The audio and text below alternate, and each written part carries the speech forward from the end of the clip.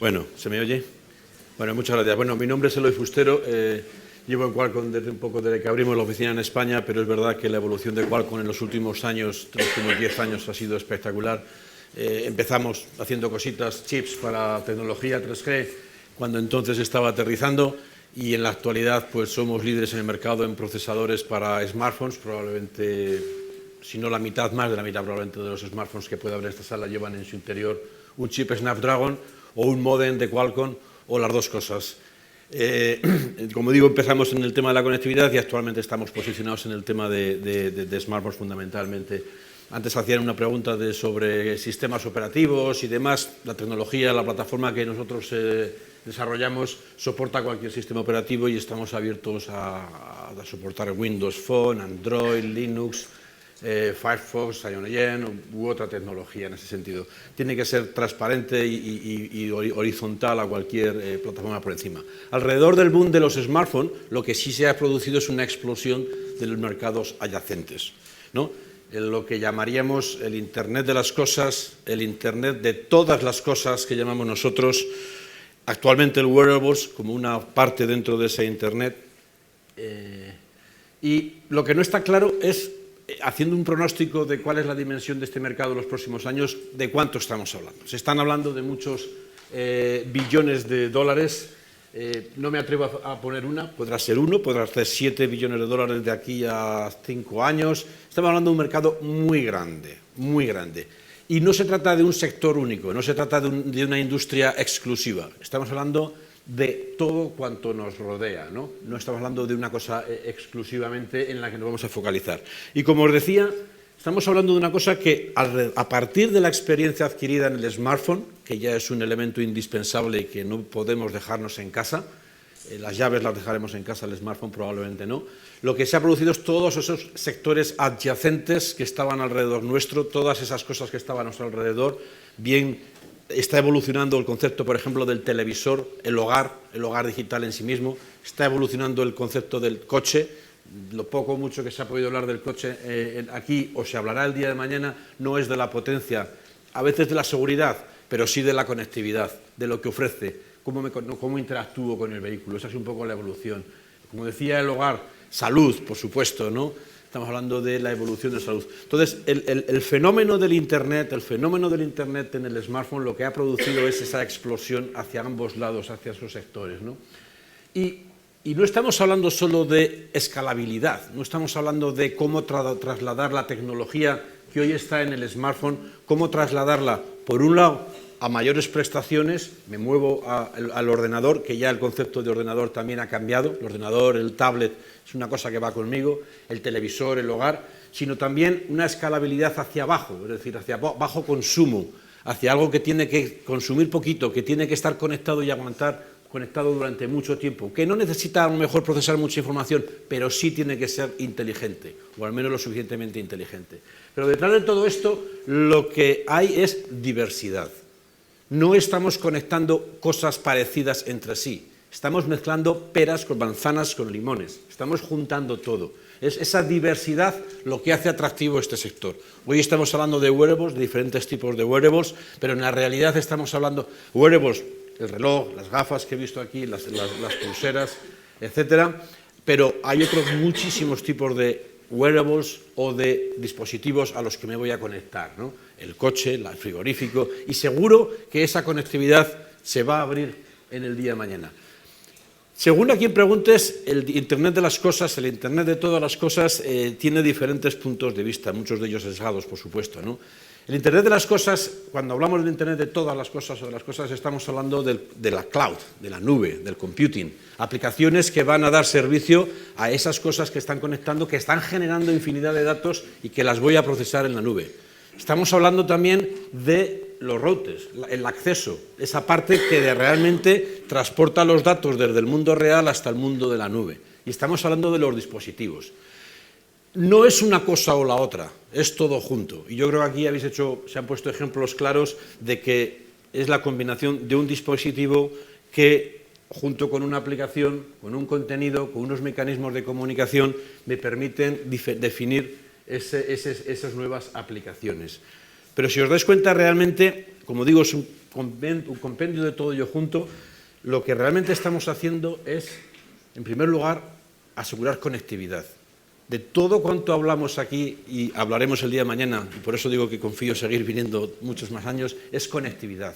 Cuando nos hemos sentido conectados a la red, cuando el smartphone me ha permitido estar conectado a la red, cuando el smartphone me ha permitido trasladar ese sexto sentido que de alguna forma me ofrece conectado a la red, es cuando realmente se ha producido una explosión alrededor del mundo que nos rodea, ¿no? Esa conectividad que va acompañada, por supuesto, de inteligencia, de capacidad de procesamiento, ¿no? Y fundamental el tema de contenido. Pero lo que estamos haciendo con los wearables, con el Internet de las cosas, en definitiva lo que estamos haciendo es también trasladar esa conectividad y esa capacidad de procesamiento, en menor o mayor grado, al borde de la red, al borde de los sistemas, a mí, donde estoy yo, a mi móvil, a mi wearable, a mi pulsera. No estoy llevando toda la inteligencia a la nube, no la estoy trayendo toda conmigo. Es una combinación de las dos cosas, ¿no? Y eso es importante, ¿no? Entonces, ¿qué ofrecemos en Qualcomm? Aparte de los chips para smartphones, nuestra familia de Snapdragon y demás, ¿qué ofrecemos en Qualcomm? Realmente lo que tenemos es un amplio, un abanico grande de tecnologías que van desde procesadores en móviles, que van de soluciones para el sector de la automoción, que van de computación cognitiva, es un poco la evolución, luego hablaré un poquito más de ello, en la nueva familia de chips. Estamos hablando ya de tiempo de realidad aumentada, algo se ha hecho alguna referencia también aquí, porque los smartphones ya son capaces de procesar ese tipo de realidad aumentada. Estamos hablando de conectividad en la red, de módem, estamos hablando de plataformas inteligentes para el tema de contenidos, multimedia. Estamos hablando de soluciones Bluetooth. Bluetooth es una tecnología fundamental en todo este entorno. Incluso tecnologías de Powerline para el hogar, para conectar cosas dentro del hogar. Estamos hablando de Wi-Fi, que todavía tiene mucho que aportar y que decirnos. Estamos hablando de Small Cells, a lo mejor una cosa que para muchos de vosotros no es familiar, pero una cosa que es curiosa es que lo que va a ocurrir en la evolución de las redes, que ahora tenemos las antenas en las azoteas de los edificios y que dan cobertura a un área más o menos grande de servicio a muchos usuarios, lo que va a ocurrir es que esas antenas el día de mañana se van a acercar donde esté realmente la demanda. Y la demanda, por ejemplo, es aquí en esta sala ahora, donde hay muchos usuarios concentrados, probablemente todos con un smartphone de última generación. El Small Cell es una tecnología que va a acercar la conectividad, la red, allá donde realmente hay una demanda, a mi hogar, a un centro comercial, a una sala de reuniones, etcétera, ¿no? Y que va a complementar, por supuesto, la cobertura exterior.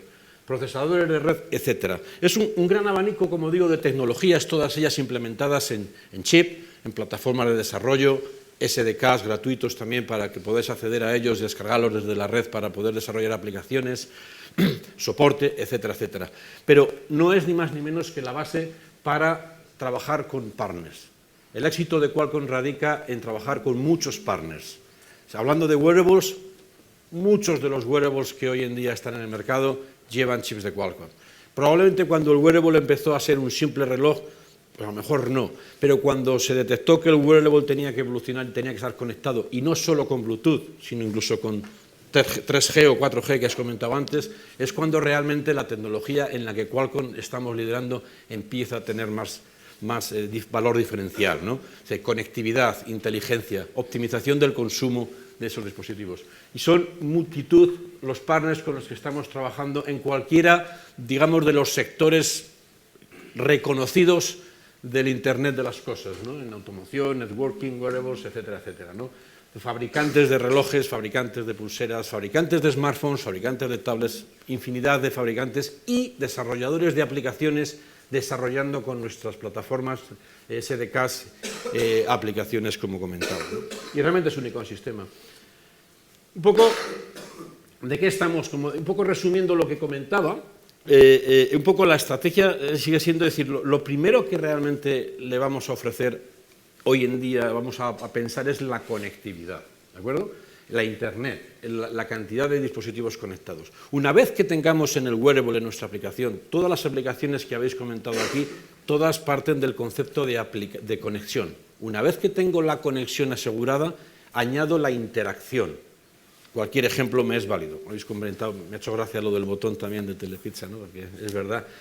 Yo tengo también cositas en la nevera, por supuesto imanes, que me recuerdan a qué teléfono tengo que llamar. No están conectados. Yo no tengo todavía el ejemplo que has comentado, pero imagino que algún día lo tendré. Pero lo primero que tienes es que está conectado con algo, está conectado con Telepizza, ¿no? Es esa conexión. Lo segundo es la interacción, es decir, a partir de que tengo conectado, interactúo, o bien porque yo pulso el botón, o bien porque el reloj me ofrece información, o bien porque está interactuando con los sensores. Y a partir de ahí, ese dispositivo es cuando empieza a tener mayor inteligencia.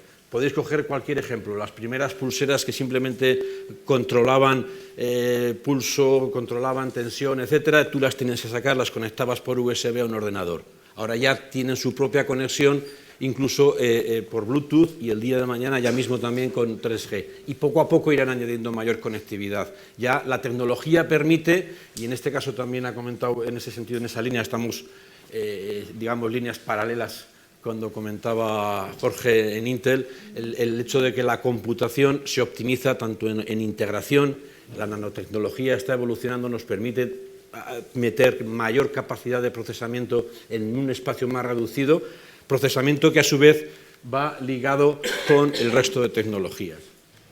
Entonces, como resumen del portfolio de productos que en Qualcomm tenemos, digamos que hay los dos núcleos fundamentales están todo lo que son tecnologías de comunicación y lo que son tecnologías de procesamiento de capacidad. Tecnologías de conectividad, como digo, perdón, Bluetooth de bajo consumo, Ethernet, el 802AC, AD, AX, cualquiera de ellos que queráis poner aquí, DSDRC, no os preocupéis. Estamos hablando del Internet que conocemos en nuestra casa, estamos hablando del Internet a 10 veces la velocidad que tenemos en nuestra casa para poder transmitir vídeo en 4K entre mi móvil y la televisión. Ese es el nuevo Wi-Fi el día de mañana en el hogar. Estamos hablando de Wi-Fi de muy bajo consumo para transmitir datos de poca velocidad. Estamos hablando de Wi-Fi para el coche, porque el coche, uno de los elementos más pesados del vehículo, no es la carrocería, sino los cables de cobre que tiene el vehículo para conectar todos los elementos que están dentro del coche. La necesidad de hacer una conectividad inalámbrica dentro del habitáculo del coche es fundamental, además de los sensores, ¿no? Entonces, el tema del Wi-Fi, como os digo, montones de Wi-Fi y, por supuesto, LTE, 3G, 4G, LTE, no me importa, hablamos de tecnologías de banda ancha en el exterior, en el outside, que van a evolucionar tanto para dar mayor velocidad, todo el mundo está hablando ahora de no sé cuántos megabits por segundo de LTE, bajadas para bajar vídeos, para bajar datos, etcétera. Esa misma tecnología LTE se va a posicionar en la parte más baja de los requisitos. LTE a poca velocidad, con poco consumo, optimizadas para poco consumo. ¿Para qué? Para que todos esos sensores con una mínima inteligencia que tengo que tener distribuidos en cualquier sitio, no solo en entornos, digamos, iba a decir civilizados, pero con conectividad, con facilidad de acceso a la energía eléctrica. Hay otros muchos sitios donde el requisito del consumo es incluso más estricto. Tener LTE de bajo consumo es también fundamental. Entonces, en todo esto, y por ir terminando ya, lo que nos encontramos es un mundo donde tenemos diferentes soluciones de conectividad. Habéis hablado de los beacons por Bluetooth, pero la tendencia es que no solo serán los beacons por Bluetooth los que van a permitirme hacer identificación de proximidad. Se está evolucionando LTE a lo que llaman LTE Direct, que va a permitir que cualquier dispositivo a través de las redes LTE interactúe y se conecte entre sí, y eso va a permitir que prácticamente cualquier cosa que esté alrededor nuestro, tenga o no tenga Bluetooth, porque antes has comentado el tema de Bluetooth, y es cierto, uno de los principales problemas de Bluetooth es que no siempre lo llevo encendido, mientras que LTE, 3G, en este caso LTE, siempre lo llevo encendido. Entonces, otra de las tecnologías que se está analizando para garantizar la conectividad próxima entre dispositivos es LTE, el Wi-Fi Direct, que también estaréis muchos familiarizados, diferentes soluciones de Wi-Fi de LTE para el habitáculo del coche, Luego diferentes soluciones de red, las configuraciones de red en estrella o en conexión directa. Y luego un aspecto importante, del que voy a hablar un poquito más, es el tema de, vale, muy bien, ya tengo el chip, ya tengo la tecnología, ya tengo el aparato, ya tengo la red, ya tengo todo, y ahora ¿cómo desarrollo? Vale, ¿sobre qué plataforma? ¿Y cuál es el estándar de desarrollo? ¿Y cómo me garantizo yo que si yo desarrollo una cosa que va a intentar detectar cuando una bombilla está encendida o apagada, o que quiero cambiar el color de la bombilla, esa aplicación es capaz de hablar también con el frigorífico de mi hogar o con mi reloj? ¿Cómo yo puedo encender la bombilla desde mi reloj? Para que todo esto pueda hablarse independientemente de la marca, independientemente de la tecnología, independientemente del medio de transmisión, se necesita un framework estándar. Qualcomm apostó ya hace unos años por uno que llamamos AllJoyn. AllJoyn ahora mismo es un consorcio bajo el AllSyn Alliance, con más de 140 miembros y más de 75 productos y servicios. Y lo que AllJoyn está haciendo, AllSyn Alliance, la alianza, es una alianza, insisto, que hay muchos partners en ella, desde Microsoft, por ejemplo, que ha nombrado que estaba aquí, hay algún operador también, está Qualcomm, fabricantes de terminales, LG, Sony, digo 140, pero hay también desarrolladores de aplicaciones. AllJoyn lo que está haciendo, AllSyn lo que está haciendo es evolucionar ese framework para los desarrolladores, que permita desarrollar aplicaciones y asegurar, garantizar que lo que hay debajo habla entre sí, que puedo hablar con una bombilla, que puedo hablar, cuando el desarrollador desarrolla algo, que lo pueda desarrollar hablando con una bombilla, insisto, con un frigorífico, con una cafetera, con mi vehículo, con el coche, que cuando mi coche entra a casa a lo mejor se me enciende la luz automáticamente, o cuando el coche no tiene un problema en el habitáculo del coche, me aparezca a lo mejor en la pantalla del frigorífico.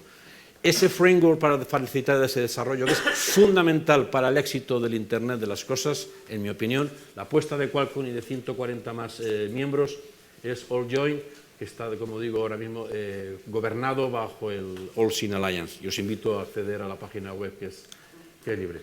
Y un poco todo esto, una cosa que es muy curiosa y lo vais a ver porque vamos a anunciar bueno, ya hicimos un anticipo de nuestro nuevo Snapdragon para los nuevos smartphones que vendrán para Navidad a principio del año que viene, pero cuando hablamos de, permitirme que hable del smartphone primero, pero todo eso es aplicable igualmente al Internet de cualquiera de las cosas, de todas las cosas. Hablamos siempre de necesidad de reducir el tamaño del silicio para bajar el consumo, para meter mayores prestaciones. Estamos hablando de cores, habréis oído hablar, por supuesto, de que si los chips llevan quad-core, octo-core o no sé cuántos más cores. Todo eso no basta para ser totalmente eficientes. Además de hacer uso de las tecnologías, de las nanotecnologías, de las capacidades que nos da el silicio, que nos da el grafeno el día de mañana y todo lo demás, es fundamental aplicar tecnologías cognitivas en el procesamiento. Y es lo que vamos a hacer en nuestra nueva generación de chips, como digo, que va a salir a la vuelta a la esquina, primer pasito, y todas esas tecnologías cognitivas son las que irán poco a poco asentándose e introduciéndose en el Internet de las cosas, ¿no? Es fundamental. El cerebro es el procesador más rápido, más inteligente, que menos consume. Pero si os dais cuenta, el cerebro aprende. Y una vez que has aprendido, es a partir de ese momento cuando soy capaz de procesar de forma rápida. Ese aprendizaje es lo que ya hacen y van a hacer más los chips de los smartphones y van a hacer más los procesadores que lleven el resto de las Internet de las cosas. Es tan simple como, bueno, simple entre comillas, escuchar, oír, observar, monitorizar, la percepción, razonar, es decir, aprendo. Y cuando aprendo ya soy mucho más rápido. Si yo identifico una fotografía, una cara, a la próxima vez, una vez que ya sé identificar un rostro, la próxima vez que haga un tratamiento de imagen, seguro que voy más rápido. Una vez que soy capaz de identificar por qué he aprendido un evento, la próxima vez lo voy a hacer más rápido. No solo lo voy a hacer más rápido, sino que además voy a exigir menor consumo de potencia, que eso es fundamental para cualquier cosa del Internet de las cosas. Y por supuesto, el último caso, a reaccionar. Todos los sectores, nuestros chips que decía antes, ahora mismo es un compendio de todas las tecnologías. En algún momento, no sé si ha sido Jorge o alguien ha mencionado el tema del SoC, el System on a Chip.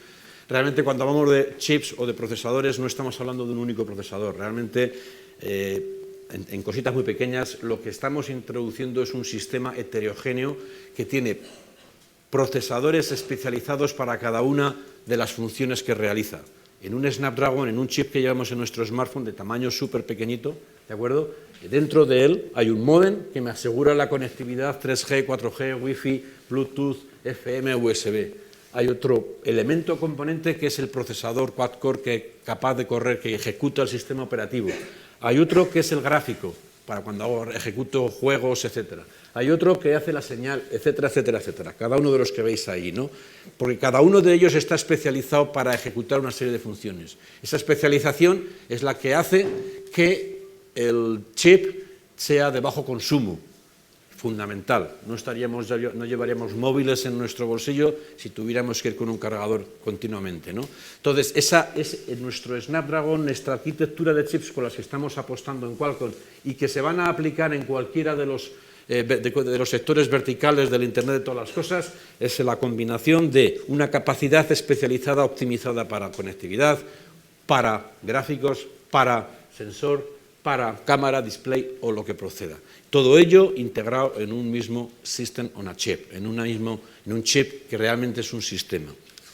Y terminando ya, termino, me imagino que fuera de tiempo, como de costumbre, pero bueno, para terminar simplemente insistir de que lo que estamos hablando es de inventar alrededor de la conectividad, de la inteligencia, pero inventar, que es lo que hacemos en Qualcomm, somos, como decías, una empresa fundamentalmente de tecnología, inventar para colaborar.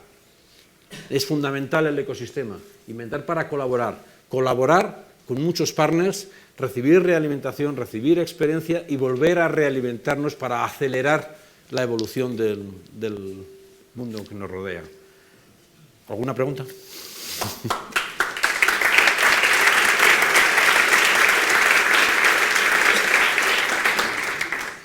¿Alguna pregunta para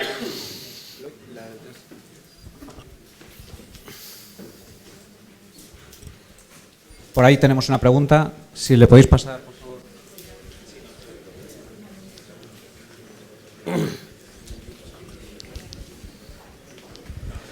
Primero un chascarrillo con la estandarización.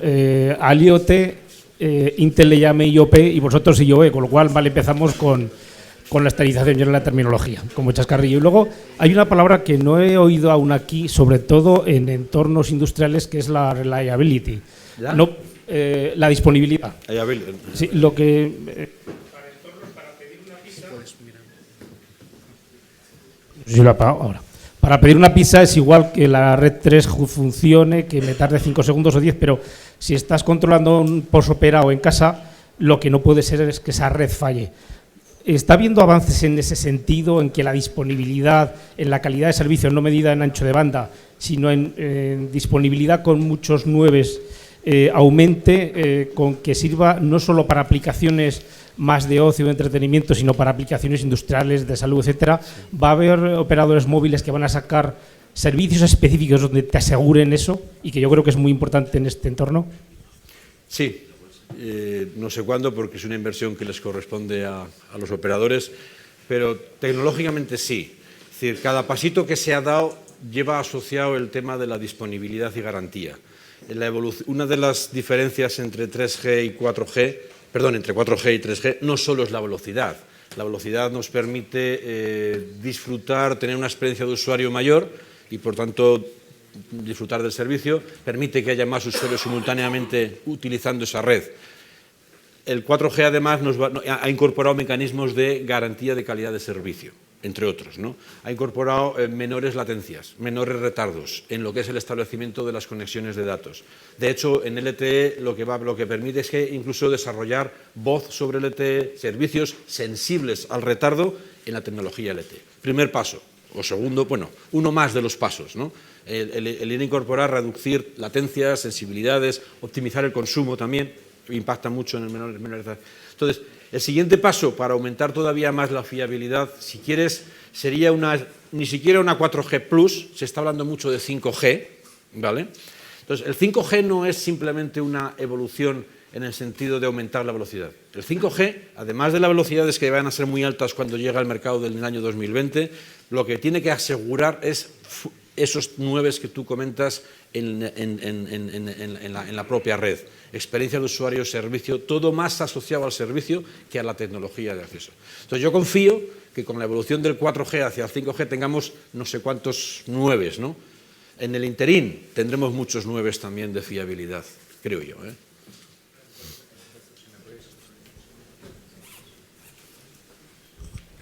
Pues muchas gracias, Eloy, y esperamos contar contigo el próximo año y que nos cuentes más novedades. Seguro. Muy amable. Gracias.